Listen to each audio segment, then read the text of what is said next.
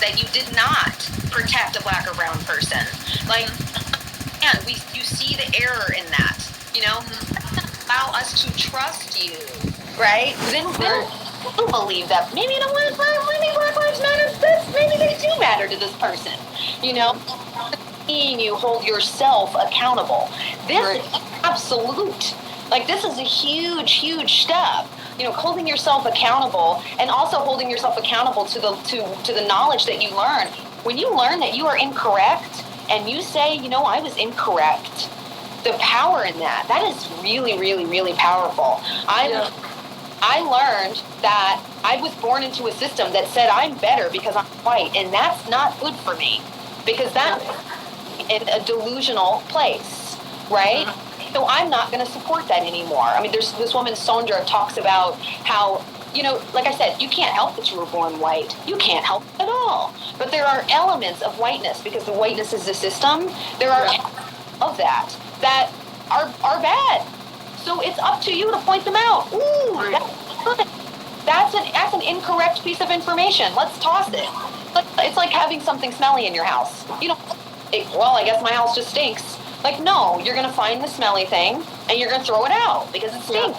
You know what I'm saying? So that's really the accountability step. Honestly, Gigi, I think that might even be probably one of the most important things to black and brown people, really, truly. Beyond assistant, really, is really just holding yourself and your family and your ancestors accountable, right? And I think it's also this feeling, and I had this white friend reach out to me, and she said, Soph, I feel so bad about my ancestors, and I just feel bad. I just feel terrible. And I say, sit with it. That's okay. It's okay to feel bad. It's okay to feel sad. It's okay to feel hurt. It's okay.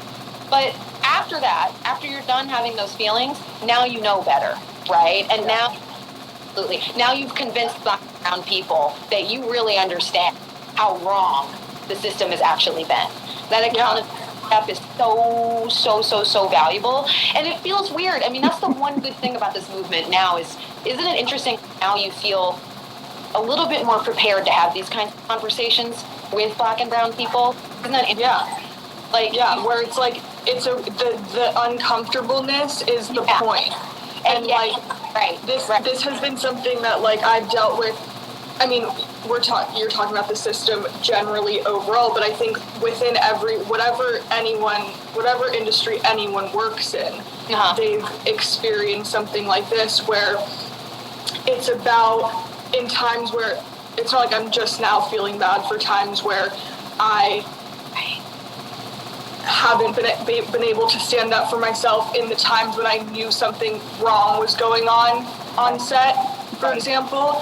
But now I can say, okay, in that time, I learned from not standing up for myself when I didn't follow my intuition, and I asked people okay, well, I'm okay, well, there's one of the most famous black makeup artists on set, and I said hey, do you think that this is wrong? And she was like, no, darling, it's major. And I was like, okay, and I'm 17, so I just didn't do anything. And now I can, it's a time where I can come out and be if there's any 17-year-old models that are watching, if you're in that situation, do what you think is right. Don't ask other people for support. You don't need it. Do what you think is right in the moment, and feel strong about it, because it always will represent you in the end. Yes. And it's not something to be ashamed of if you have that feeling. You know what I mean? I've been in situations where I knew it was wrong, but I didn't think that I was allowed to have those opinions because the industry of fashion scared me. Yes. You know what I mean? And I think that probably in a lot of workspaces, you don't feel like you're successful enough, or you have been there long enough to have a voice that way, and you do. Yes. It's it's this crazy thing. I got emotional, sorry. I was making fun of my voice, but it gets shaky. This stuff is real. It really is. And like you said, this really crosses all industries, right? This is a real thing. And the pain, it's interesting that you get emotional, because think about how painful it is. Your intuition, you were born with it. You're born with intuition. So when you have to ignore it, I mean, hire me again, it's all the same. There's so much intersection. Whether you're talking tech, corporate, real estate, fashion, food, etc. Don't. It's about not listening to your intuition and the pain of that. And I can just, every industry that I've ever sort of talked about or talked to someone in it, there's this sort of, this intrinsic sort of ignore when you see something because you're scared of what will happen. And now, the silver lining here is that we're finally in a situation where when you do something and you keep up for it, you can quit your job. Mm-hmm. You know what I'm saying? Like, it matters. And so I do think that that is a really, I think it's such a valuable thing. And like you mentioned, I can't think of anything more important for a 17-year-old model to know. If you're in a situation on a photo shoot and something doesn't feel right, or something happens that isn't right, you are well right to speak up, absent of asking someone first, or you know, or doing that thing where you have to like, hey, so is it just me or is this where you're like, you know, it's weird, like I knew it was not right, and like I just thought everyone here has been in the fashion industry for 30 years, and like I'm just, but you know, I guess this is just like part of it. Fashion, like yeah. Oh, totally. Like, oh, well, women just get paid less. Yeah. And I guess that's just like, you know, like I remember my first time seeing a pay discrepancy and seeing that and noticing that someone the same job as me that was a man was paid more than me and not saying anything because I just thought, well, I guess that's the industry. Like, I guess that's how it goes, you know. And now, like, I hope that this movement, I mean, whether you're calling it a movement, you're calling it a civil war, whatever you're calling it, depends on who you ask, has the silver lining there really made people more comfortable ever to actually have a conversation about men, to have a conversation about race, to talk to white friends, to talk to family members. You know, I was talking to a friend, and she was, the way, I was like, how are you talking to your grandfather? Because he was from West Virginia, was extremely racist. And she said, you know, I was leading, like, hey, grandpa, you know you're an immigrant, right? Like, you know, like, that you are one, right? And so finding these little intricacies and ways to communicate with people right now, I think is the most valuable thing. And this is why language is really important. And we talk about that all the time. That's something I talk with to my community all the time. Like, make sure that you arm yourself. That's the point of the books and the podcasts, and that's the point of all that stuff, is that now you actually know what you're talking about. Yeah. So that when you do have conversations with your family, you feel prepared, right? Yeah. And my favorite is like just with like numbers and facts and being like, this is, and to not, if you're assertive at first, it doesn't need to boil up to a place where then you're flipping and like getting like mad, because then it's not getting your point across in the way that it should, because you're right with the facts that you have. Yes. And you already know you're right. So you can like stay calm with your facts. And also I saw this thing that I thought was great of like asking, instead of like attacking the person for having a different opinion, start to ask questions that break apart why they have that opinion. Ask questions. This is huge. I was just about to say that. This is your big, have a racist family member. Hey, Pop, what's this, like, what happened that you feel this way about black people? And maybe he'll open up and tell you a story. Maybe it was some story that happened with him and a black person, and then you can say, so wait, so I understand that's a terrible thing that happened to you, so that means black people are a monopoly, and now just because you had one bad experience with a black person, they're all bad now? He can start to hear in his brain how, like, that is kind of racist. You know, like, he felt this. And I think there's another thing that comes into is really designing your boundaries before you go into having this conversation. Yeah. Really call out, what is your exit strategy? Because like you said, you made a really great point, Gigi, how you were saying, like, this doesn't need to be this escalation ladder that you're getting, right? Like, you don't need to get in a full-blown uproar and convince this it's probably been racist, like, you know, forever, to suddenly not be racist. This is going to this conversation. So, and an exit strategy. Drop some questions, right? Drop a few, like, it's interesting that you feel like that, because I was reading this book right? Or if I was having this conversation with a friend, and what you're describing sounds like it might be systemic racism. I've been reading a lot about it. What do you think about that, right? Yeah, or like I'll send you a link later, like let me know what you think about it once you read it, and like they usually come back with like their own link. Like well, the conversation we're talking about. I think this is about. Asking questions leads to conversation. You're having a conversation, and I do think that there should be some kind of preparation for this racist family member or friend. Be prepared for this person to not listen. Be prepared for this. If you want to hold a really clear barrier, not a boundary, and you want to say, listen, if you are not going to let go of these racist beliefs or racist ideation, then I cannot see you anymore. I can't allow myself to be part of this part of the relationship anymore. Be part of that. And a lot of times, a family member, they're going to come around. If they say, wow, I'm going to lose a granddaughter because of this, this is the impetus or the genesis of a real conflict. Like, wow. Most grandparents, aunts, uncles are not going to be willing to lose the relationship with a family member because of this. You know what I mean? You just got to be prepared to go there. Mm-hmm. But with Gigi, and this very clear, you've already done your research. You've already read books. You know what you know. You don't need to go guns blazing, and just so, because a lot of times I think that's how it feels like you need to be. Yeah. Like you need to be this sort of angry person, and I think that's when I think about me. I'm a very pedagogical sort of educator person. Obviously, my work is more in the food access space, but food access are all, and so as we know, they're all very much the same kind of conversation. Right.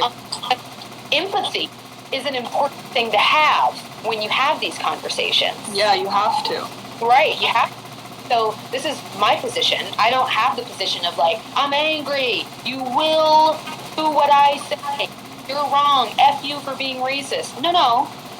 Empathy is so important when you're diving into such difficult, layered, oh my God, patchy conversations that are racism. And I mean, racism is just really one, right? I mean, then there's like a whole other sort of intersection involved once you start getting into black, trans, or once you start getting into gender binary. For sure. Right? There's so much intersection when it comes to these things. So I just think when you're having a conversation about racism, understanding your basis of knowledge, so you can go in feeling very comfortable. Ask questions. C, be prepared for this to be something you have to keep having. It's not like a one and done. You're trying to just make racism here.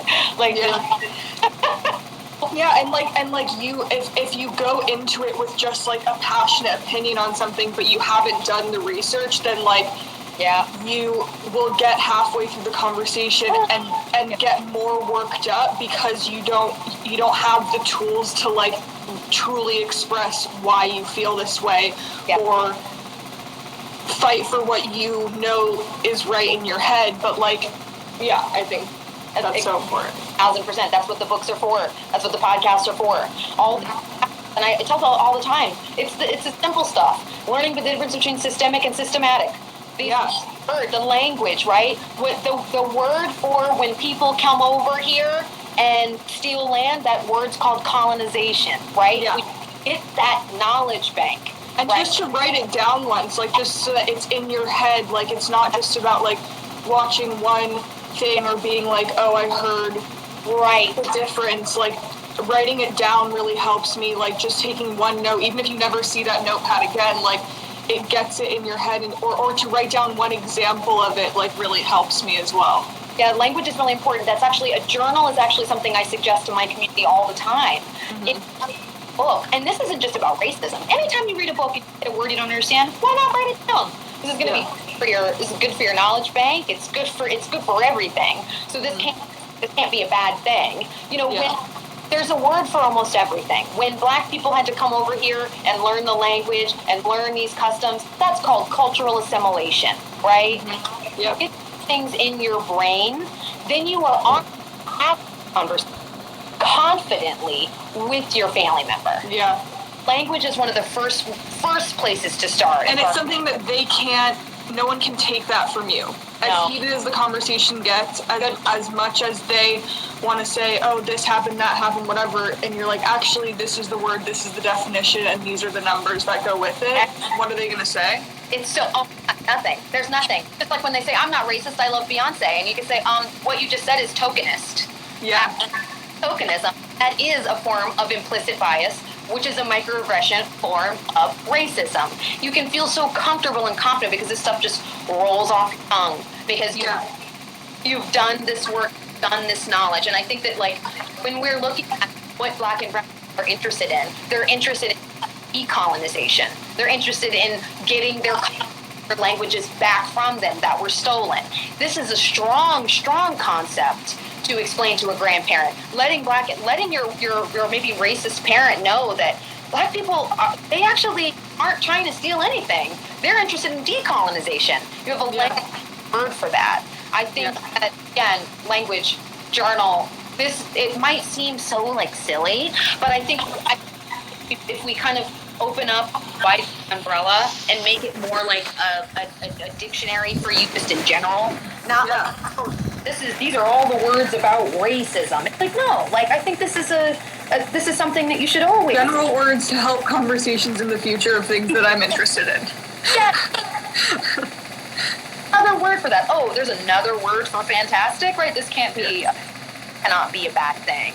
And so, looking at when most people are truly not this white supremacy KKK. That is really not most people. It's not. There is not. No, there's a lack of education or a misunderstanding, or like there's just something that didn't. Yes. It's not like there's this huge conglomerate of KKK just hate Black people. It's more. It's hidden bias. More implicit bias. It's more microaggression. One of the popular ones I think about all the time is, who would you rather ask to race to? A white man or a Black man? Right? Who do you feel safer driving your airplane? A Black man or a white man? Right? Yeah. These are what we call implicit hidden bias. And it's when people say, like, oh, I don't have a racist bone in me. It's like every person, regardless of their race, has a race. Like, it's part of, like, human nature, and it's about coming to terms with that and then realizing how to work yourself out of the things that, like, you didn't even realize were put in place in the system. You didn't even realize. You to just, like, oh my God, everybody has implicit or hidden bias. Especially tokenism, right? Like, I'm not racist. I love Michael Jordan, or like whatever. It's know, I love Beyonce, or I love Naomi Campbell, right? Like, this is this sort of like cultural ideation. Like, I only love a Black person if they're super beautiful or super. That doesn't make you not racist. That's actually racist. So it's really interesting how we have, like, racial inequities within systems that we don't even assume are even racial.